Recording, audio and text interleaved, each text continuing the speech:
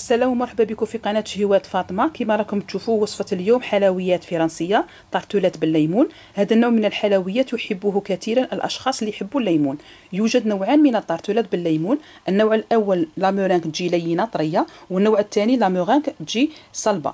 هادو زوج أنواع عندهم نفس الوصفة لكن طريقة الطهي مختلفة. اليوم غادي نديرو طرطولات مع مورينغ طرية. نحتاجو 3 أشياء: العجينة هي نفسها عجينة الصابلي، رابط العجينة راه تحت الفيديو، ثانيا كريمة الليمون، وثالثا لا مورينغ. نبدأ بسم الله.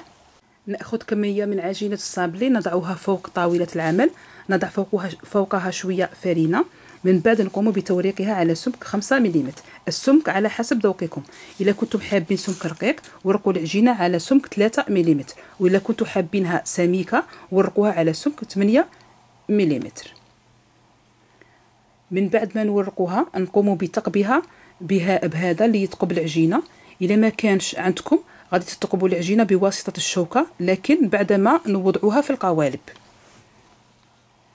نضع شوية فرينة في القوالب، من بعد نغطي القوالب بالعجينة اللي ورقناها. هذه طريقة سهلة باش تكونوا تسرعوا في الخدمة. من بعد ذلك نعدلوا مليح العجينة داخل القوالب، ندخلوا شوية العجينة لداخل، ثم ننزع الزائد بواسطة الوراق أو بواسطة اليد كما راكم تشوفوا فيها. إلا ما تقبتوش العجينة من قبل تقدروا بواسطة الشوكة في هذه اللحظة وبهذه الطريقة. من بعد نقوم بطهي العجينة تاعنا على فرن ساخن على درجة حرارة 180 درجة مئوية، ما يعادل 150، من 25 إلى 30 دقيقة أو حتى يتحمر مليح الكاطو تاعنا.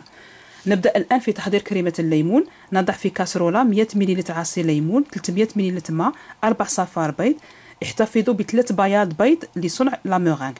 نضع أيضا 60 غرام مايزينا، ما يعادل تمغارف كبار مملوئين جيدا، ونزيد عليهم أيضا 200 غرام سكر عادي. نضعهم فوق نار متوسطة ونخلطوا باستمرار حتى نتحصل على كريمة كثيفة حتى تتقال مليح. نقعدوا غير نخلطوا باستمرار باش ما تلصقناش في لو فون. من بعد ما تتقال لنا وتولي كثيفه نزيد لها 30 غرام زبده، ما يعادل مغرف كبيره مملوءه. نخلطوا حتى تذوب الزبده ويتجانس الخليط. الزبده هي اللي ترجع الكريمه لامعه ولذيذه. غادي نحضروا الان لا مورينغ. نضع في اناء الخلاط 100 غرام بياض بيض، ما يعادل 3 بياض بيض، نزيد عليهم قرصه ملح ونخلطوا شويه. من بعد ذلك نزيد 200 غرام سكر، نزيدها على 2 أو 3 مرات، ثم نترك الكل يتخلط على سرعه عاليه حتى نتحصلوا على خليط كثيف حتى تتقال مليح لا مورينغ. كي ترفعوا الفوي وتلقوا لو باك دواس وتكون لكم هنا تقول لا مورينغ راهي جاهزه. انا في الاخير زدت لها شويه اغوم سيترون وزدت خلطت قليلا. هيا لا مورينغ تاعنا كيفاش راها كثيفه.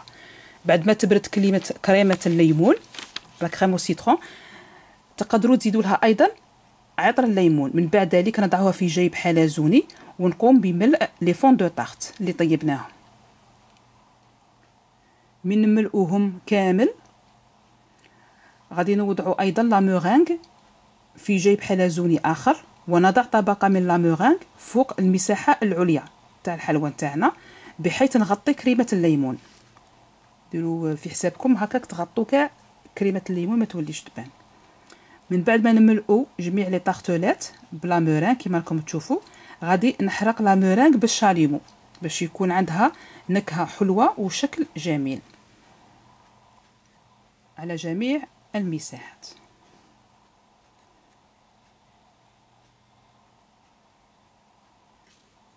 بعد ما نكملوا بالشاليمو غادي نوضعوا لي طارتولات تاعنا في لي كيسات دو بريزونطاسيون.